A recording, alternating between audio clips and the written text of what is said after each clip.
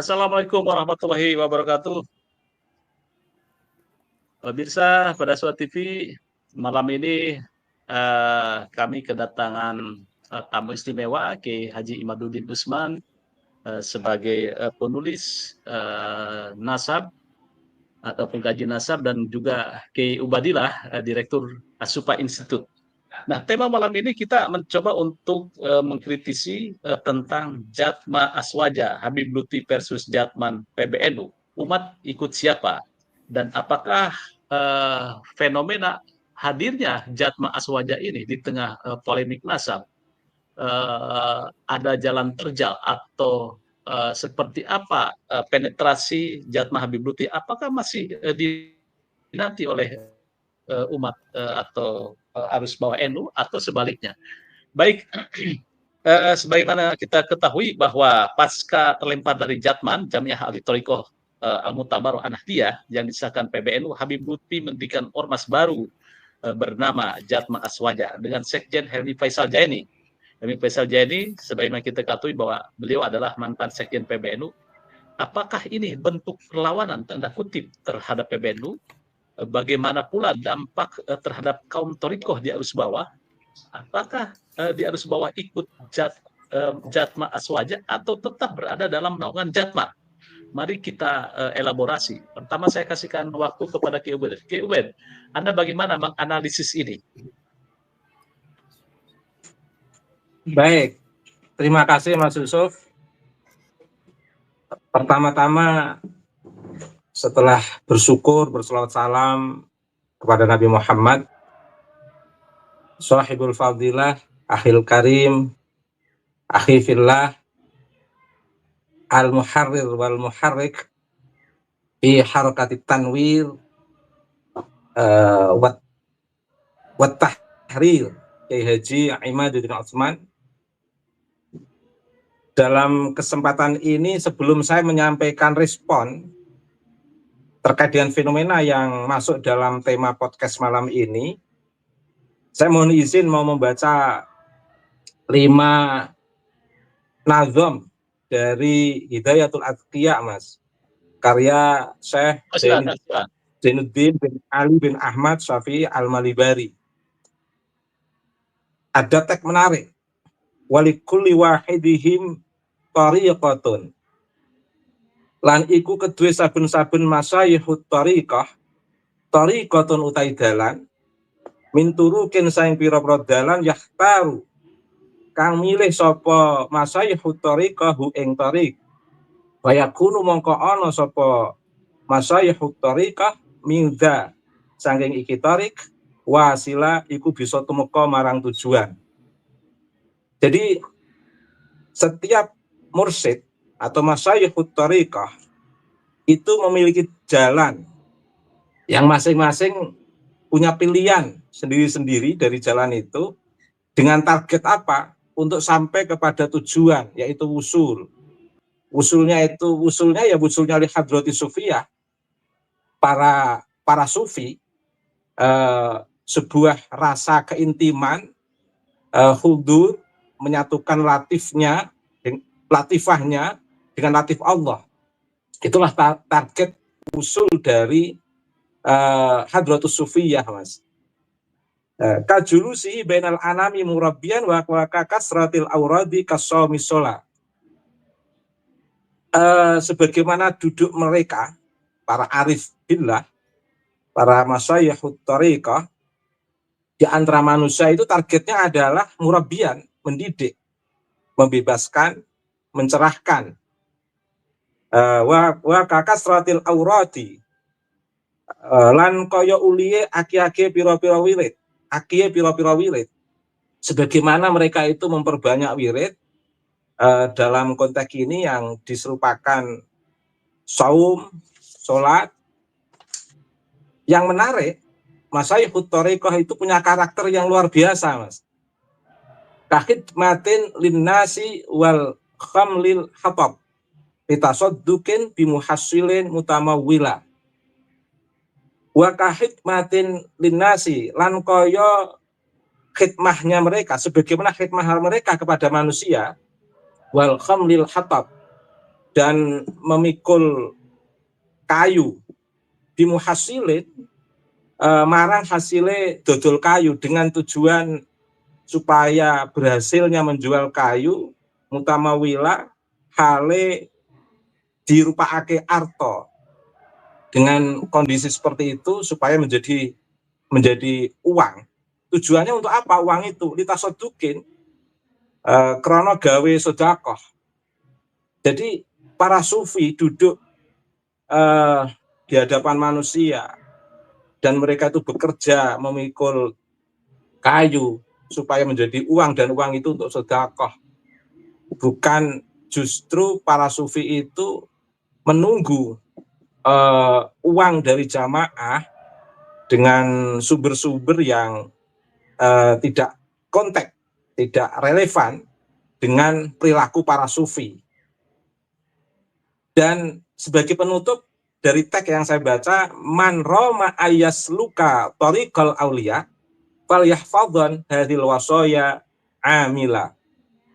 Jadi siapa yang ingin mencapai jalan para kekasih Allah, tentu dia harus melakukan suluk sebagai seorang salik, harus melakukan suluk pada jalan maslak yang disampaikan tadi, sehingga perlu dijaga sikap-sikap yang seperti itu sebagai bentuk kriteria wirai para kekasih Allah itu sebenarnya sangat membebaskan, mencerahkan, dan tidak mengelabui.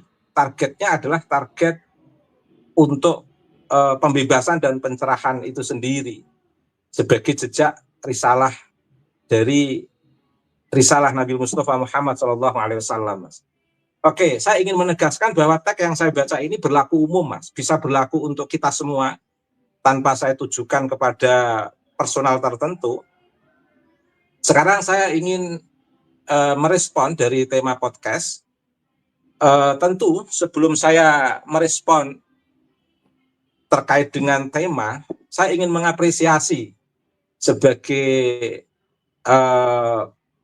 akademisi, orang yang mencintai ilmu, yang bergelut di dunia akademik, saya ingin mengapresiasi pandangan dan pola berserikat Bapak Lutfi bin Yahya. Karena dalam kondisi apapun itu dilindungi undang-undang, Mas Yusuf. Sehingga bagian daripada sebuah kreativitas masyarakat. Tetapi yang menjadi persoalan, pandangan dan berserikat itu nanti akan diuji. Apakah itu pandangan berserikat yang memiliki perspektif citizenship, kesadaran kewarganegaraan atau kesadaran civic, atau kesadaran membangun civil society untuk menjadi masyarakat yang memiliki kekuatan, bisa menjadi penyeimbang atas sistem dominasi kekuasaan yang dipimpin oleh seorang pemimpin dalam sistem kekuasaan. Itu nanti akan terlihat sejauh mana peran-peran mereka di dalam membebaskan dan mencerahkan masyarakat. Tetapi kalau pandangan dan berserikat itu hanya untuk kehendak kuasa sendiri, itu nanti tidak akan bisa dirasakan masyarakat luas terkait dengan makna atau arti sebuah pembebasan dan pencerahan dalam memberikan pandangan atau berserikat. Jadi pandangan maupun berserikat seseorang itu nanti akan diuji apakah dia memiliki perspektif citizenship, civil society, dan kesadaran civic, kesadaran kewarganegaraan atau tidak. Itu akan dilihat dari peran-peran transformatif seseorang di dalam memberikan dinamisasi maupun di dalam membangun modernisasi cara nalar masyarakat menjadi masyarakat yang rasional, menjadi masyarakat yang berperadaban, menjadi masyarakat yang memiliki perspektif ilmu pengetahuan. Tapi kalau sebaliknya malah membodohi, mengkerdilkan masyarakat, menghegemoni masyarakat, mengkooptasi masyarakat, tidak memiliki dampak transformatif, ya tentu pandangan dan berserikat itu dengan sendirinya nanti akan mendapatkan pandangan-pandangan yang tidak baik di mata masyarakat. Tetapi ala kulli hal sebagai awal sebuah pandangan dan bersikap Bapak Lutfi bin Yahya itu sesuatu yang sangat baik yang saya apresiasi, Mas Yusuf. Kemudian bagaimana relasinya dengan fenomena jatma di tengah laju kencang jatman yang sudah berlangsung dengan indah, ibarat kapal itu sudah ketemu nahkodanya dengan baik dan berjalan dengan baik dan sudah melakukan koordinasi sampai ke daerah-daerah. Bagaimana fenomena jatma ini? Tentu ada 3 hal, Mas, yang akan menjadi jalan terjal Bapak Lutfi bin Yahya ketika dia membuat jatma. Yang pertama, jalan terjal beliau adalah dia harus mengawali gerakan jatma yang dipimpin oleh Bapak Lutfi bin Yahya itu mengawali sebuah gerakan, Mas. Mengapa saya katakan mengawali? Karena deklarasinya saja saya saksikan, saya tidak menyaksikan pengurus-pengurus Thorekoh se-Indonesia di bawah jatman. Kecenderungan deklarasi yang disampaikan, yang kita saksikan, itu deklarasi dengan nunut pengajian kliwonan sebenarnya, Mas. Sehingga yang nampak orang-orang umum, saya tidak mau mengatakan awam, meskipun maknanya sama, orang-orang umum yang hadir yang memang ingin mendengarkan pengajian, tidak banyak tokoh-tokoh atau para salik yang turut hadir di situ. Saya tahu persis termasuk yang membaca ikhbar pun itu sebenarnya pernah namanya Adinda Hasan Habibi yang baca ikhbar dalam deklarasi jatma itu pernah belajar bahasa Arab, belajar ngaji sama saya, Mas, waktu saya mahasiswa. Dan saya juga sangat senang mengapresiasi itu, meskipun ada perbedaan dalam perspektif memahami gerakan antara jatma dan jatman, tetapi sebagai sebuah kreativitas memberikan pandangan dan bersikap itu saya apresiasi dengan baik. Tetapi untuk Habib Lutfi termasuk akan mengalami jalan terjal dalam konteks sosialisasi di tengah masyarakat, Mas. Itu problem tersendiri. Tentu saya berdoa semoga berjalan dengan baik apa yang dicita-citakan oleh Bapak Lutfi bin Yahya, Mas.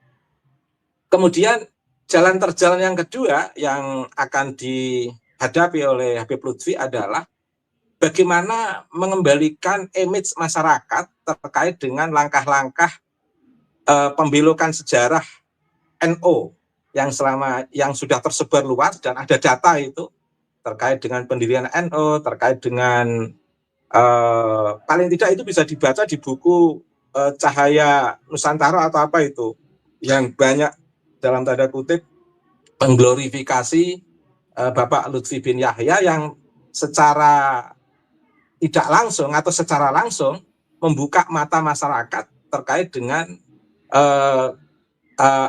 terkait dengan pola-pola glorifikasi yang di sana ada pembelokan sejarah NU yang justru tidak menguatkan sistem glorifikasi tapi justru melemahkan Bapak Lutfi bin Yahya. Dan ini merupakan jalan terjal yang mesti perlu diklarifikasi dan diadaptasikan baru lagi di depan masyarakat untuk meyakinkan publik bahwa jatma yang dipimpin oleh Bapak Lutfi bin Yahya ini marketing table atau memiliki daya pasar yang luar biasa di lingkungan warga NU atau umat Islam di Indonesia ini.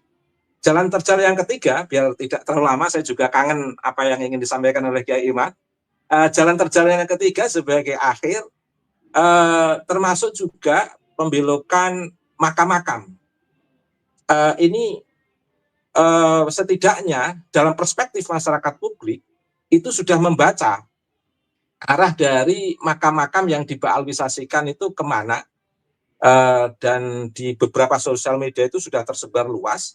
Paling tidak ini juga memerlukan penjelasan atau klarifikasi Bapak Lutfi bin Yahya. Mengapa ini diperlukan? Karena untuk menguatkan peran Bapak Lutfi bin Yahya sebagai ketua Jatma untuk kelangsungan ke depan Jatma di tengah masyarakat. Sebenarnya hanya 3 ini sebenarnya banyak, tetapi saya hanya menyampaikan 3 ini karena untuk efektivitas waktu. Yang jelas ada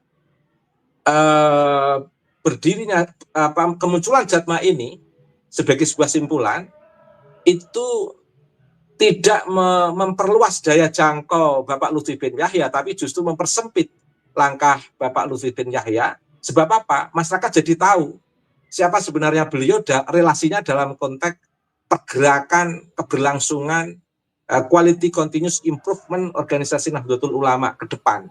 Terima kasih Mas Yusuf. Terima kasih. Oke, Ben. Jadi sebelumnya ini Rafael juga menanyakan ini kapan live-nya dengan Firja Hussein. Waduh, ini kita bahas tentang Jatma Aswaja versus Jatman PBNU ini. Tapi ada pertanyaannya tentang Firja Hussein. Nanti kita informasikan. Baik, itu tadi beberapa katakan jalan terjal Habib Lutfi untuk di arus bawah. Memang ini menjadi sebuah tantangan besar, apalagi ini Dr. Soleh sering bilang bahwa keberanian PBNU untuk melakukan reorganisasi atau untuk mengganti Rois Am itu karena tesis atau kajian keiman, sehingga ada bentuk keberanian untuk katakan mengganti Rois Am sehingga terjadi restrukturisasi di Jatman. Nah, kemudian ini sebagai informasi, saya kemarin juga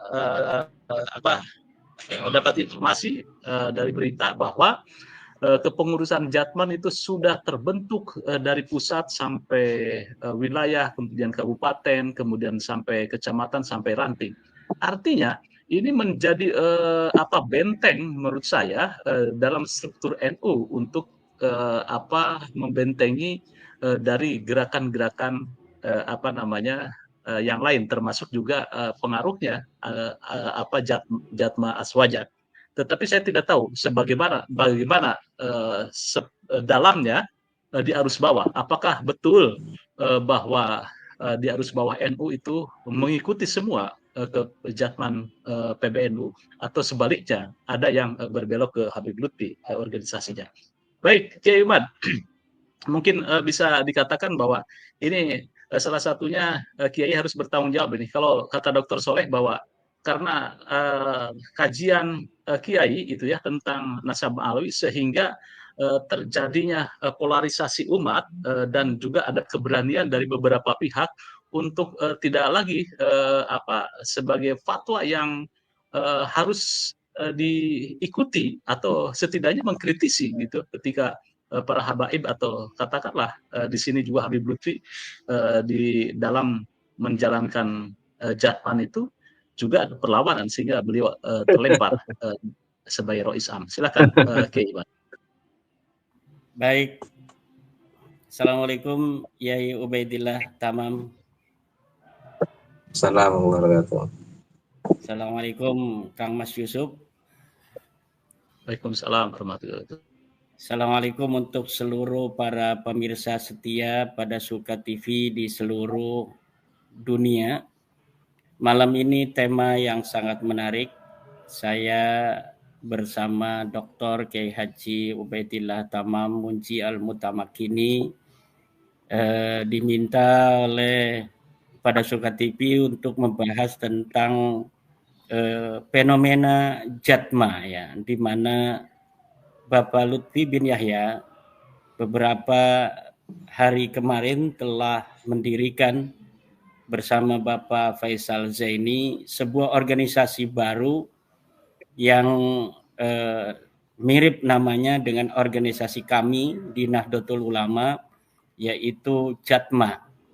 Kami dari Nahdlatul Ulama mempunyai organisasi tarekat namanya Jatman bin Nuni fi akhirihi. Kemudian Bapak Lutfi bin Yahya memangkas identitas Nun itu, yang dimana Nun itu adalah merupakan identitas kami. Kami adalah Nahdliyah, kami mencintai Nahdliyah, kami berjalan di atas manhaj Nahdliyah, dan beberapa hari yang lalu saya prihatin sekali ada beberapa saudara-saudara kami yang mantan dari pengurus Nahdlatul Ulama yang begitu tega menyakiti hati kami dengan memangkas identitas nama kami di akhir nama Jatman, kemudian merubahnya menjadi Jatma, Jam'iyah Ahli Tariqah Ahli Sunnah wal Jamaah, dan Nahdiyah identitas kami itu kemudian dipotong, disembelih. Yang lebih memprihatinkan adalah ketika seorang Bapak Faisal Zaini yang merupakan mantan dari Sekretaris Jenderal PBNU ikut serta di dalam upaya-upaya orang-orang yang luar biasa menyakiti kami dengan menghilangkan nun di dalam Jatman itu, dan kami tidak tahu apa alasan mereka begitu tega mengkhianati daripada ulama-ulama Nahdlatul Ulama. Karena ketika sebuah organisasi yang keberadaan organisasi itu secara spesifik sudah ada di Nahdlatul Ulama, seperti Jam'iyah Ahli Tariqah Al-Mu'tabarah An-Nahdiyah, kemudian di saat yang sama ada organisasi yang sama di dalam pokok perhatian yang sama, yaitu tariqah, dan anggotanya juga adalah orang-orang yang sama, yaitu warga Nahdlatul Ulama pecinta tariqah. Sungguh ini adalah merupakan organisasi dirar. Dulu di zaman Nabi ada yang namanya Masjid Dirar, masjid yang didirikan oleh orang-orang munafik untuk diraran wa kufran wa tafriqan bainal mu'minin, sebagai upaya memperlemah, membuat mudarat, upaya ingkar terhadap Rasulullah, kemudian tafriqan bainal mu'minin, memecah belah di antara orang-orang mukmin. Dan ini saya kira tidak terlalu jauh kalau kita mengatakan Jatma ini adalah sebagai jam'iyah dirar bagi Nahdlatul Ulama. Karena apa? Karena di dalamnya masih ada ciri-ciri Nahdlatul Ulama. Bintang 9 dia rampas di situ di dalam lambang.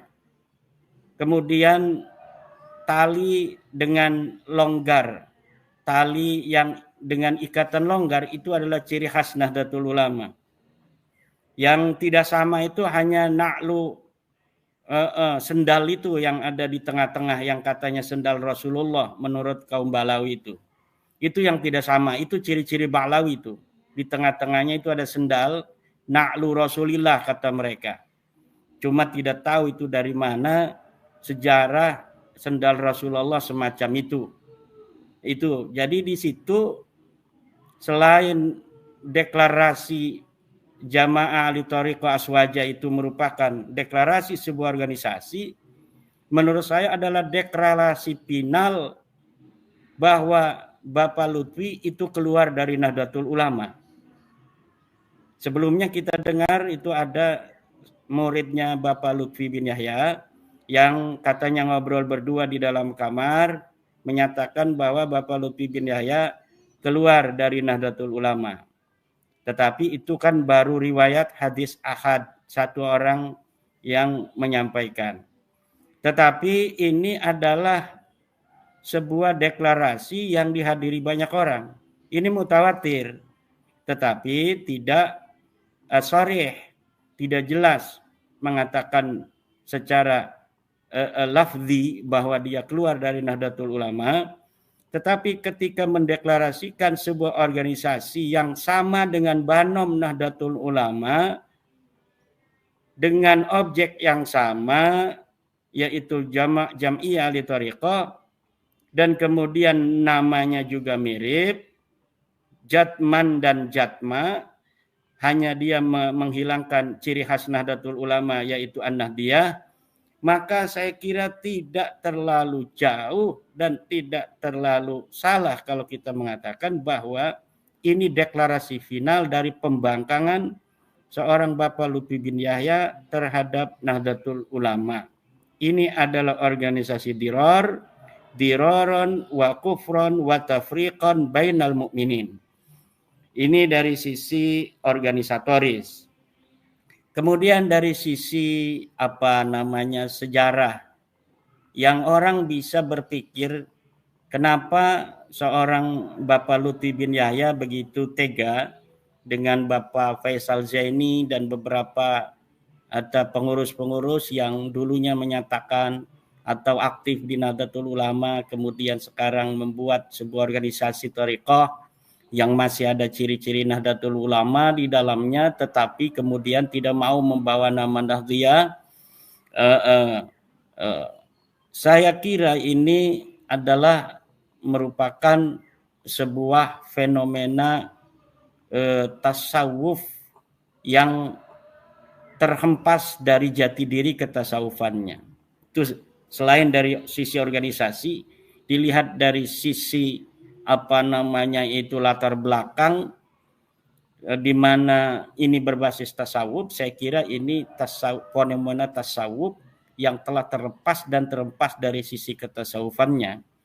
Selain orang juga bisa mengatakan bahwa ini ada luka hati dari Bapak Lutfi bin Yahya ketika uzila qahran, dibekukan secara paksa oleh pengurus besar Nahdlatul Ulama, di mana seharusnya organisasi Jatman di bawah pimpinan Bapak Lutfi bin Yahya ini berakhir tahun 2023.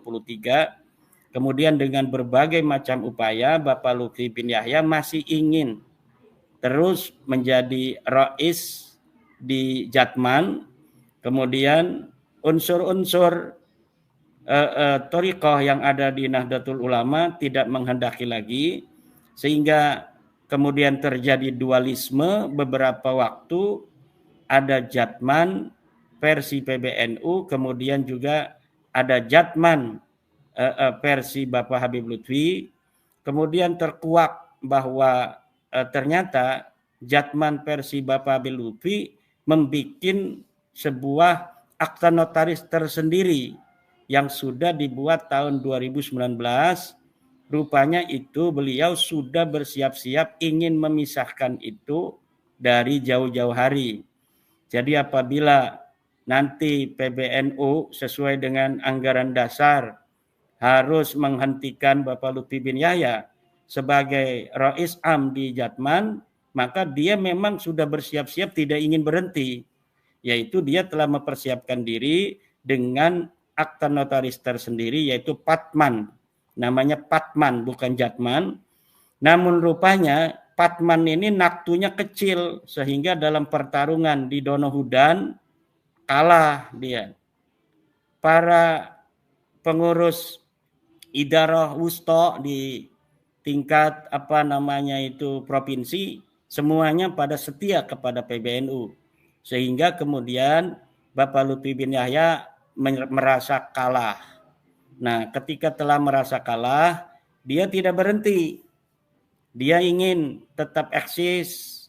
Kalau kalah dari sisi organisatoris di dalam organisasi di Nahdlatul Ulama, maka dia bisa mendirikan organisasi tasawuf tersendiri, yaitu namanya sekarang Jatma, namanya mirip.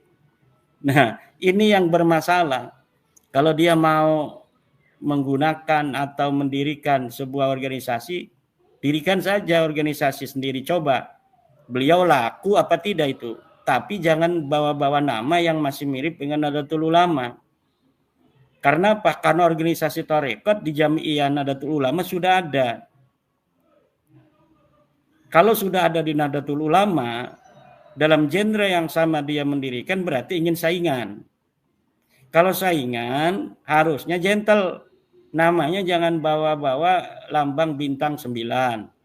Karena itu sudah menjadi tamayuz, tipologi daripada Nahdlatul Ulama. Jangan bawa-bawa tali yang diikat longgar. Karena itu adalah tamayuz, tipologi, kekhasan dari Nahdlatul Ulama.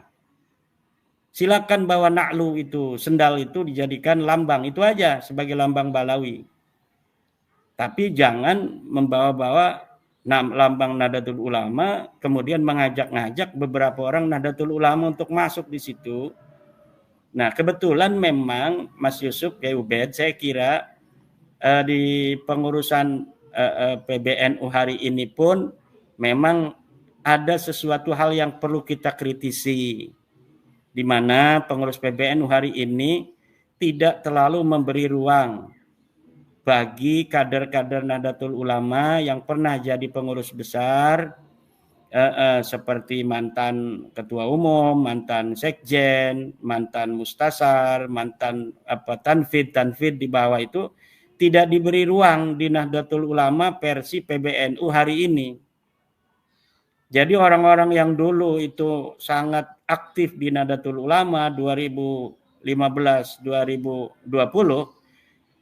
ketika dilantiknya Kiai Yahya Khalil Stakuf dan Sekjen Bapak Gus Ipul, itu seakan-akan orang yang dulu begitu dikenal sebagai pengurus Nahdlatul Ulama PBNU di tengah-tengah masyarakat, tiba-tiba hilang dari peredaran begitu saja.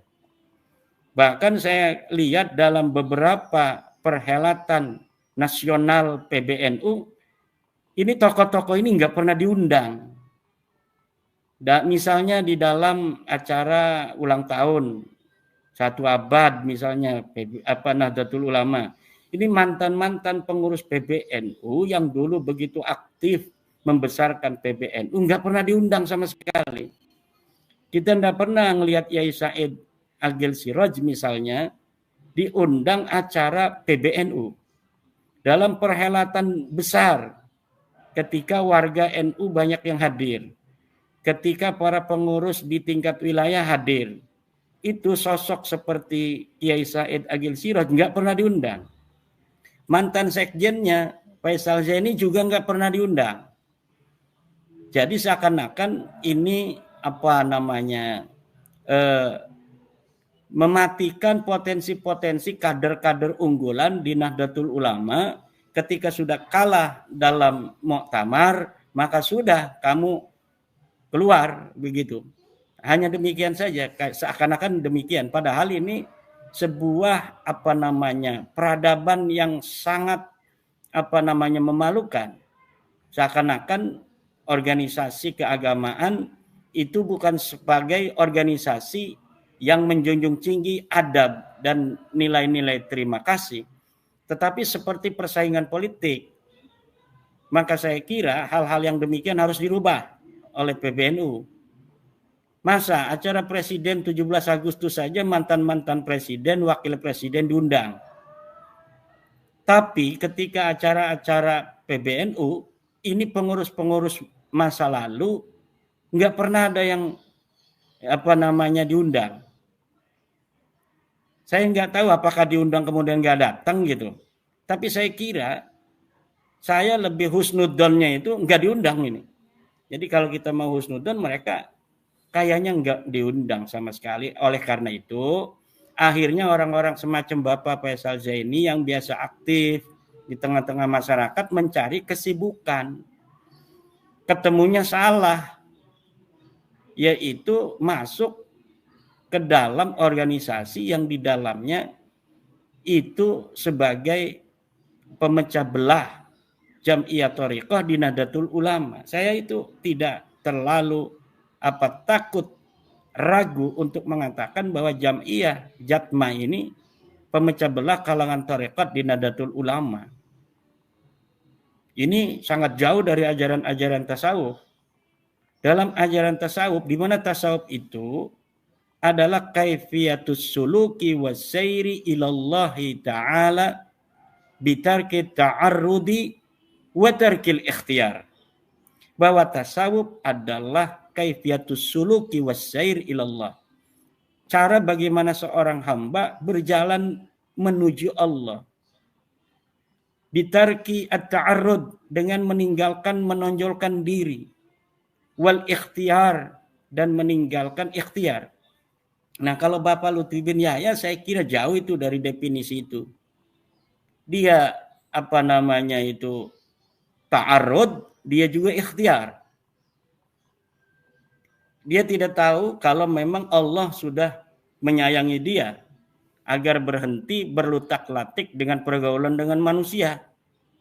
Akhirnya disuruh berhenti sama Allah dengan wasilah daripada PBNU memberhentikannya. Nah, kalau orang tasawuf itu harus berpikir demikian. Oh, berarti saya ini harus berhenti. Ini namanya hukum waktu di dalam syarah hikam. Kalau kita melawan hukum waktu, itu berarti sudah ma'rifatullah di dalam hatinya jauh itu. Iradatuka al-asbaba ma'a iqamatillahi iyyaka fit tajridi inhitatun 'anil himmatil 'aliyah. Orang yang menginginkan suatu sabab seperti organisasi, padahal Allah telah menempatkan dirinya dipaksa untuk tajrid, tidak lagi berorganisasi, inhitatun 'anil himmatil 'aliyah, yang demikian itu adalah sebuah bukti dia telah terperoksok dari cita-cita yang mulia untuk Allah, kemudian terjerembab ke dalam cita-cita hawa nafsunya sendiri. Jadi cara berpikir tasawuf itu cara berpikir bagaimana dia menerima apa yang telah ditentukan Allah. Kalau orang mau tasawuf jangan jadi politisi. Enggak pas itu kalau tasawuf dengan politisi. Tasawuf itu tarkul ikhtiyari wa ta'arrud. Dia meninggalkan ikhtiar, dia meninggalkan menonjolkan diri. Nah, ini deklarasi, kemudian upaya-upaya melawan itu sebelum adanya kongres Jatman di Donohudan, bahwa dia akan mengadakan kongres tandingan, muktamar tandingan. Lah itu sudah jauh tuh daripada ajaran-ajaran tasawuf. Ajaran tasawuf adalah ajaran tawakal, ajaran menerima ketentuan Allah, bagaimana beradaptasi dengan takdir Allah Subhanahu wa taala. Itu tasawuf hakiki. Bukan tasawuf kemudian menonjolkan diri, bahkan memperlihatkan bahwa saya tidak kalah, bahwa saya bisa melawan kamu, bahwa kamu akan menyesal telah memecat saya, bahwa kamu akan menyesal menjauhkan saya dari Jatman. Nanti lihat ini siapa yang akan diikuti oleh umat. Apakah Jatman PBNU, apakah Jatma kami. Itu kita tidak salah untuk membaca demikian. Itu bukan seorang sufi. Itu bukan seorang sufi. Itu orang yang dirasuki oleh hawa nafsu. Dan ini saya melihatnya udah jadi jauh. Ketika habis Muktamar Lampung, beliau kan ingin jadi Rais Am, nggak jadi. Kemudian di dalam struktur PBNU, Bapak Lutfi bin Yahya dijadikan salah satu mustasar, di bawah ditaruhnya. Dia SMS itu di grup-grup pengurus NU. Oleh siapa yang SMS bawa, saya menyatakan mengundurkan diri dan tidak mau untuk diletakkan sebagai mustasar dengan alasan ingin fokus di Jatman. Nah, itu dari situ saya sudah melihat bahwa ini bukan seorang sufi.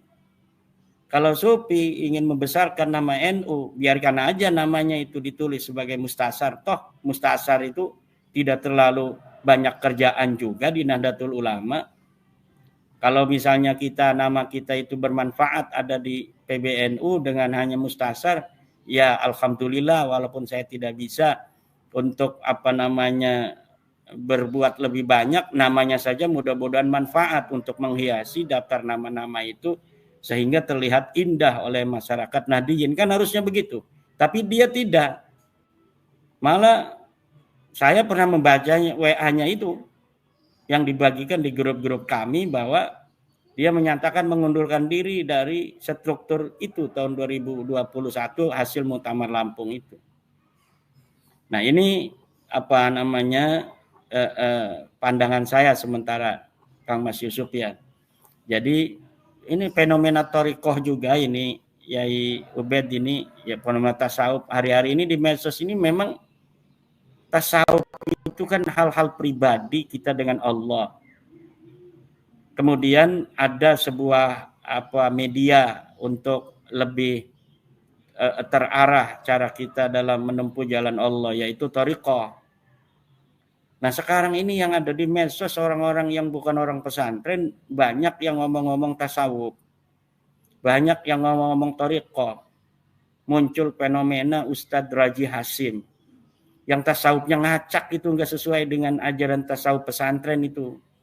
Ada Ismur Ruh segala macam, ada Qutbul Gawas, Imam Mahdi, itu tasawuf yang tidak sesuai dengan tasawuf Nahdlatul Ulama. Tasawuf Nahdlatul Ulama adalah tasawuf yang muqayyadun bil Qur'ani was sunnah. Tasawuf yang diikat dengan Al-Quran dan Sunnah, bukan tasawuf model Ustadz Ar-Raji Hasim. Itu tasawuf apa model begitu? Itu nggak ada dalam ajaran Nahdlatul Ulama, dan orang-orang NU jangan ikut-ikut itu. Tasawuf model begitu nanti sesat itu. Oke. Memahami Nur Muhammad, kami di pondok pesantren sejak dulu ngaji kitab Daqaiqul Akhbar tentang Nur Muhammad itu sudah dipelajari sejak ibtida, tetapi tidak didefinisikan begitu rupa seperti Ustadz Ar-Raji Hasim memahami Nur Muhammad. Ada Ismur Ruh, ada orang punya Ismur Ruh segala macam, itu sesuatu yang jauh menyimpang dari ajaran-ajaran tasawuf seperti yang diajarkan Imam Al-Ghazali dan Junaid Al-Baghdadi. Maka Syekh Hasim Asy'ari itu sangat selektif di dalam masalah thariqah, di dalam masalah tasawuf. Agar apa? Agar tidak bisa masuk orang-orang halu semacam itu tuh, semacam Ustadz Ar-Raji halu. Dia dokter tapi halu dalam tasawuf, sehingga nanti bisa menyesatkan umat.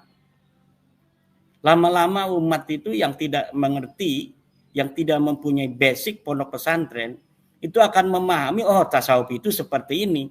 Padahal tasawuf itu kalau di pondok itu yang orang suka sholat jamaah, orang yang suka qabliyah ba'diyah, orang yang baca Quran banyak, orang yang hatinya tertata, orang yang mengedepankan zuhud, wara, adab dan lain sebagainya. Bukan tasawuf model yang sekarang diajarkan di medsos, yang diajarkan di YouTube itu. Tasawuf yang coba kita lihat itu, kiai-kiai kita jarang bicara tasawuf di media sosial itu. Di pesantren saja Abu Yadim Yati itu orang yang kurang tasawuf seperti apa. Beliau puasa setiap hari seumur hidup. Anaknya juga Buya Muhtadi puasa seumur hidup. Tidak pernah tinggal sholat jamaah. Ngajinya itu ngaji kitab-kitab balaghah, Uqudul Juman, tafsir, fikih. Nah seperti itu, ngaji kitab tasawufnya jarang. Tapi tasawuf itu diamalkan, bukan dibicarakan. Hari ini banyak orang bicara tasawuf, tapi hanya di kata-kata. Tasawuf itu diamalkan, bukan dibicarakan. Nah sekarang tasawuf dibicarakan, tasawuf falsafi, kemudian bercampur dengan tasawuf murni. Di Nahdlatul Ulama, ajaran Nahdlatul Ulama dalam tasawuf hanya ajaran tasawuf yang muqayyadun bil Qur'ani sunnah dari Al-Ghazali dan dari Al-Junaidi, yang kemudian kedua-keduanya bermuara pada Syekh Abdul Qadir Al-Jilani, Abu Hasan Asyadzili, Ar-Rifai dan lain sebagainya. Demikian sementara. Ya, baik. Saya menarik ini tadi mengatakan bahwa PBNU yang sekarang pengurusnya memang jarang mengikutkan kepengurusan sebelumnya. Ini menarik sehingga terjadi ada semacam keterasikan di umat. Mungkin ini juga yang dilakukan, yang dirasakan oleh Habib Lutfi Kiai Imaduddin, sehingga ketika kita berbicara secara organisatoris, secara hukum, itu organisasi Jatma Aswaja adalah sah, karena memang itu berbeda. Walaupun memang ada kesamaan Jatma dan Jatman. Tadi menarik Keiman bahwa inilah yang membedakan bahwa Jatma tanpa N berarti tanpa NO. Kemudian Jatman itulah yang Jatman An-Nahdiyah. Nah, Kiai, ini bagaimana ada sinyalemen juga yang mengatakan bahwa PBNU tidak mau atau tidak berhasil. Artinya ketika Habib Lutfi mendeklarasikan Jatma Aswaja, PBNU tidak berhasil melakukan negosiasi atau islah katakanlah ya dengan Habib Lutfi. Ini bagaimana ini? Ngapain negosiasi dengan Pak Habib Lutfi? Biarin aja. Wong dia banyak berbuat sesuatu yang kurang bagus di Nahdlatul Ulama selama jadi pengurus Jatman kok. Dirubah-rubah sejarah kan beliau itu, yang merubah sejarah pendirian NU beliau. Kemudian makam-makam dan lain sebagainya yang dibangun oleh Pak Lutfi bin Yahya juga ini sudah terbukti itu di dalam reportase wartawan-wartawan, bisa dilihat di dalam Google bagaimana itu reportase wartawan tentang berbagai macam kuburan-kuburan yang dipalsukan. Ada orang bertanya, mana buktinya? Katanya Pak Lutfi bin Yahya masukin kuburan. Reportase wartawan masih ada itu. Kuburan di Kaliwungu, kuburan di Semarang, Depok, kuburan di Mates, kuburan di Comal dan lain sebagainya. Nah, jadi negosiasi atau istilahnya itu yang nggak diperlukan. Yang ada itu yang diperlukan adalah untuk Pak Lutfi bin Yahya adalah kesadaran bahwa sudah waktunya mungkin saya harus bersama Allah. Tinggal usah lutak-latak lagi dengan pergaulan manusia, atau umur sudah di atas 70 mungkin. Jadi kalau kita berpikir tasawuf, ya berpikirnya harus semacam itu. Bukan malah menunjukkan perlawanan. Toh dia dibesarkan oleh Nahdlatul Ulama, harusnya banyak terima kasih. Oke dah, saya terima kasih. Selama ini dibesarkan Nahdlatul Ulama sampai dikenal presiden, sampai dikenal para pejabat, sampai dikenal oleh tentara, dikenal oleh TNI, polisi dan lain sebagainya. Kan harusnya begitu. Tapi ini kan tidak, malah membuat sesuatu. Kalau PBNU nggak mungkin berani ngomong ini. Saya yang ngomong ini sebagai warga Nahdliyin. Sekarang saya yang udah nggak di PBNU ini. Jadi nggak perlu negosiasi. Nawas nih di PBNU kalau ada negosiasi apa? Apa yang mau dinegosiasikan? Nggak perlu negosiasi itu. Yang perlu itu kesadaran dari Pak Lutfi bin Yahya. Besok pengumuman. Saya karena telah bermimpi Rasulullah, saya tidak boleh bikin Jatma, saya bubarkan kembali Jatma. Kan dulu dia ngomong begitu, saya mau keluar dari PBNU atau saya nggak mau lagi ngurus PBNU, tapi Rasulullah melarang saya katanya. Rasulullah melarang saya untuk tidak lagi ngurus PBNU. Nah sekarang malah dia yang keluar dari NU kan nggak sesuai dengan katanya mimpi bertemu Rasul. Nah maka udah sadar aja. Gak usah negosiasi, gak usah apa-apa, biarin aja. Kita lihat, biarin sampai di mana itu dia mau meninggalkan PBNU, meninggalkan Nahdlatul Ulama. Nadir Shah Hussein juga ikut-ikutan itu, membela-bela segala macam, apa urusannya dia. Dia mungkin ingin masuk struktur ya, Pak Profesor Nadir itu. Sampai kemudian menjelek-jelekan Rais Am kita, Ayahanda Kiai Haji Miftahul Akhyar. Saya dibilang Khawarij, dibilang Wahabi, nggak pernah marah saya sama Mbah Yai Miftah. Kenapa? Saya anggap beliau orang tua saya. Lah orang tua mau ngomong apa, biarin aja sama saya. Wong itu rasa cinta orang tua kok.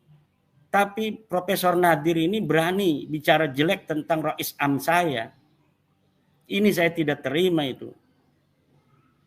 Apalagi kemudian setelah itu viral dia bicara jelek tentang Rais Am Yai Miftahul Akhyar, dia masuk ke Jatma, atau saya tidak tahu dia masuk atau tidak. Yang jelas saya lihat dia membela Bapak Lutfi bin Yahya di dalam sebuah tulisan, dan saya sudah jawab tulisannya itu.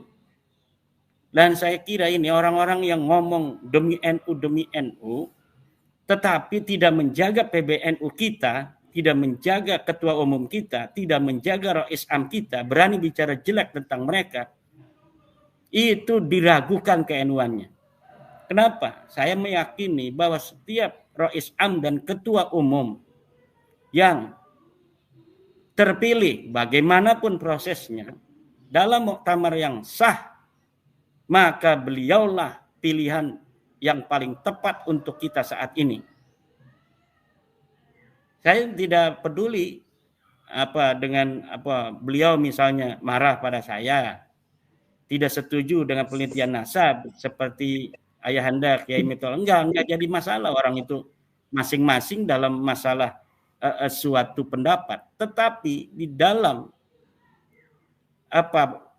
kedudukan beliau hari ini sebagai Rais Am, walaupun beliau tidak mengatasnamakan Rais Am di dalam mengkritisi saya, tetapi kemuliaan dan kehormatan Kiai Haji Miftahul Akhyar itu saya pegang teguh. Kenapa? Karena beliau ditakdirkan Allah jadi pemimpin saya. Kiai Yahya Khalil Stakuf ditakdirkan Allah jadi ketua umum saya. Dan saya akan selalu menjaga itu hasil muktamar. Kalau kita nggak setuju secara organisasi, kita bisa bertarung nanti di muktamar yang berikutnya. Jangan ketua NU kita, Rais Am kita, ketika beliau menjabat, kemudian kita delegitimasi. Ini tidak baik. Sama seperti ijazah palsu itu segala macam, itu kasus yang nggak perlu itu. Apa urusan pentingnya orang bicara tentang ijazah palsu Pak Jokowi hari ini? Dia telah jadi wali kota dengan ijazah itu, jadi gubernur, kemudian jadi presiden 2 kali. Toh kenapa sesudah beliau itu lengser, tidak lagi jadi presiden, dipermasalahkan ijazahnya? Nggak ada manfaatnya. Itu nggak ada manfaatnya karena Pak Jokowi sudah tidak punya kuasa lagi. Nah, kalau masalah nasab, kenapa masalah nasab dipermasalahkan? Toh ini sudah berjalan setahun. Beda. Masalah nasab, kalau tidak dibuka, maka akan banyak korban di tengah-tengah masyarakat warga Nahdlatul Ulama. Seperti itu. Ya, penjelasan Kiai Iman cukup sangat komprehensif memotret bagaimana beda antara Jatma Aswaja dan Jatma. Jadi ini menandaskan juga bahwa Jatma Aswaja memang dideklarasikan sebagai ormas tersendiri yang tidak terafiliasi dengan struktur PBNI atau NU. Walaupun di dalamnya memang ada mantan sekjen PBNU yaitu Helmi Faisal Jaini sebagai sekjen Jatma. Ya baik, Kiai Ubedillah, ada masukan atau mungkin tambahan terhadap statement Kiai Imad tentang bagaimana sebetulnya Jatma Aswaja versus Jatman ini bisa ke depannya bisa duduk bareng atau sebaliknya ini akan tetap berjauhan ini kedua organisasi ini? Silakan. Saya tidak ada tambahan, Mas. Semua yang disampaikan Kiai Imad saya kira sudah jami' mani' dan saya kira sudah sangat clear and distinct ideas, istilah bahasa Inggrisnya itu, Mas. Tetapi kalau memang ada closing statement, saya ingin menyampaikan 3 nazam dari Hidayatul Atqiya karya Syekh Zainuddin bin Ali bin Ahmad Asy-Syafi'i Al-Malibari, Mas. Ini statusnya sudah closing statement atau belum ini, Mas? Atau hanya sekedar tambahan? Kalau tambahan saya kira cukup. Sudah, closing statement aja. Ya. Oke, baik. Ada 3 nazam penting, Mas, sebagai pengingat kita semua. Wazuhdu ahsanu mansabin ba'da tuqa wa bihi yanalu maqama arbabil ula. Wazuhdu utawi zuhud ahsanu mansabin iku luwih bagus-baguse pangkat ba'da tuqa ing dalam sawuse wedi Allah. Wa bihi lan sebab zuhud yanalu bisa merkoleh ya wong maqama arbabil ula. Ing makome pira-pira wong kang anduweni keluhuran. Jadi zuhud itu adalah sebaik-baik pangkat setelah ketakwaan, Mas. Dengan zuhud itulah orang akan mencapai maqam arbabil ula, makom orang yang memiliki keluhuran, makom hadrati sufiyah. Indah sekali tag ini, Mas. Luar biasa untuk semuanya, bukan untuk seorang saja. Lebih-lebih yang menjadi pelaku tasawuf atau pelaku tarekat. Nazam yang kedua, inna tasawufa kullahu lahuwal adab wa minal awarifi fatlubanhu wa awwila. Inna tasawufa stuhura ilmu tasawuf kullahu sekabiyai tasawuf lahua yakti iku utai tasawuf al adabu iku tata krama wa minal awarifi lan saking kitab awariful ma'arif fatlubanhu mongko numpriya sira hu ing adab wa awilalan tetanggenan sira. Artinya apa?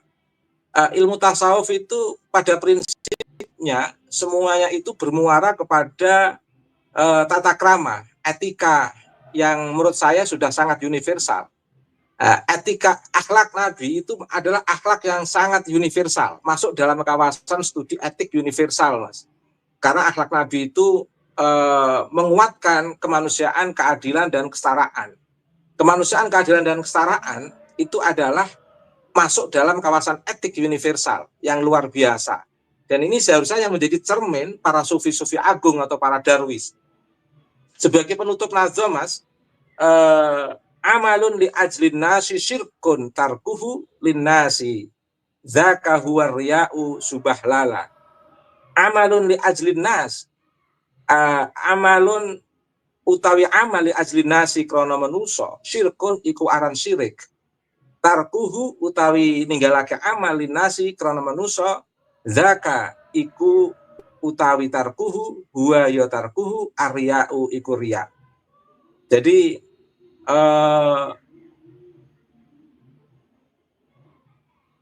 perbuatan yang karena manusia itu memiliki nilai kesirikan, Mas. Hal yang sama meninggalkan sesuatu karena manusia itu juga riya. Paling tidak tiga nazam ini sangat tajam untuk mengingatkan orang yang memiliki ilmu. Sebagai penutup, dalam kondisi apapun, orang yang memahami isyarat ini adalah orang-orang yang berilmu. Jadi saya jadi teringat sebuah pepatah Arab, al-alim yakfi bil isyarah, al-jahil la yakfi bil isyarah illa bil hijarah. Orang alim itu cukup dengan isyarat teks nazam ini akan memahami mau kemana arah dari sebuah isyarat itu. Tetapi orang jahil itu tidak akan pernah memahami sebuah isyarat kecuali dilempar batu. Ini teks untuk umum, Mas. Saya tidak mengkhususkan untuk person tertentu, tapi untuk pengingat kita semua.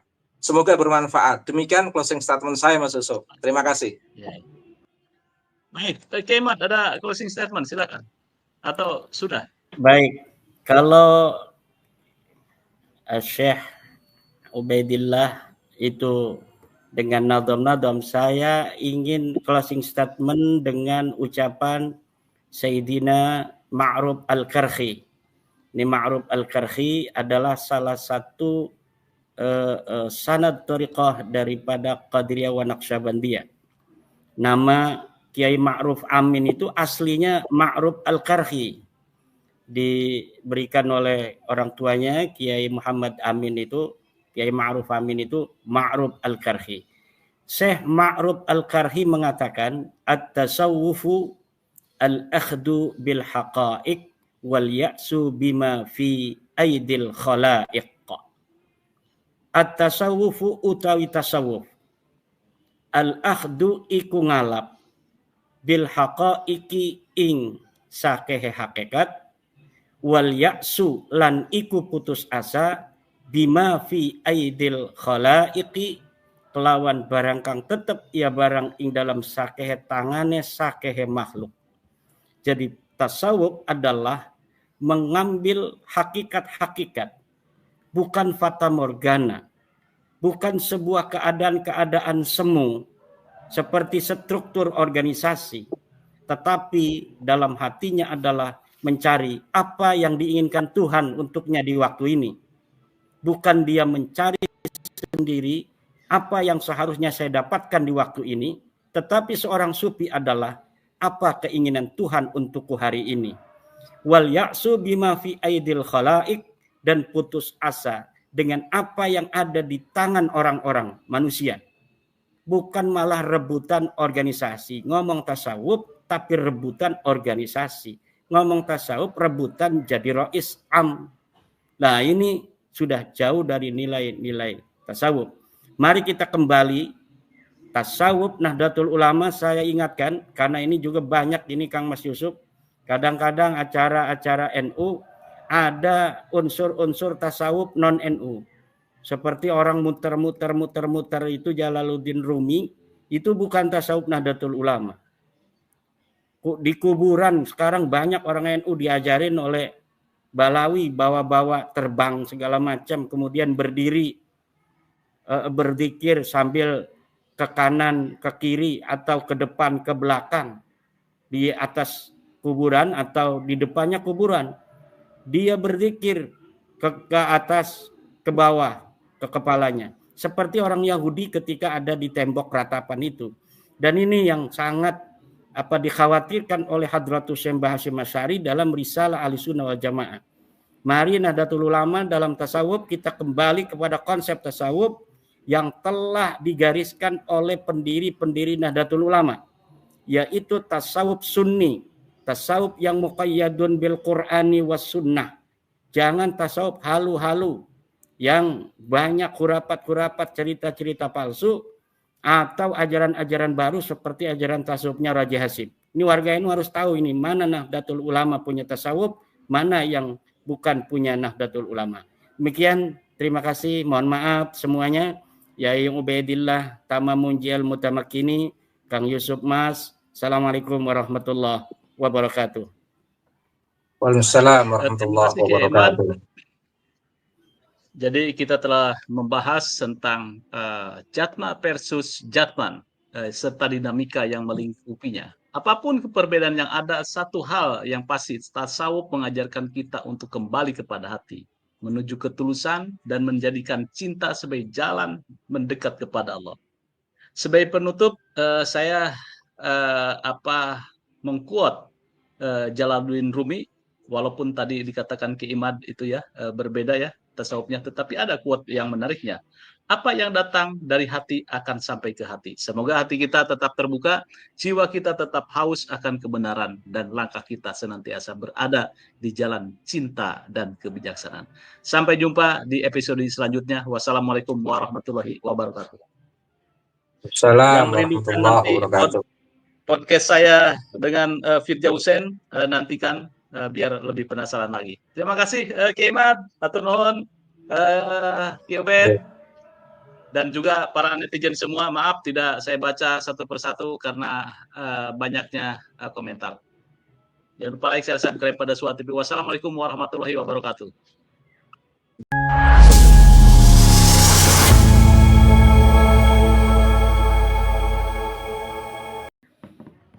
Itulah tadi beberapa ulasan dari Kiai Haji Madin Usman Al-Bantani serta Kiai Ubaidillah di pada Suara TV tentang permasalahan Lutfi bin Yahya yang membuat atau membentuk Jatma Aswaja yang dirasa sebagai tandingan Jatman. Bagaimana menurut pendapat teman-teman semua? Silakan lanjut di kolom komentar. Terima kasih selalu support Arman Al-Fatih. Kita jumpa lagi di video selanjutnya. Assalamualaikum warahmatullahi wabarakatuh.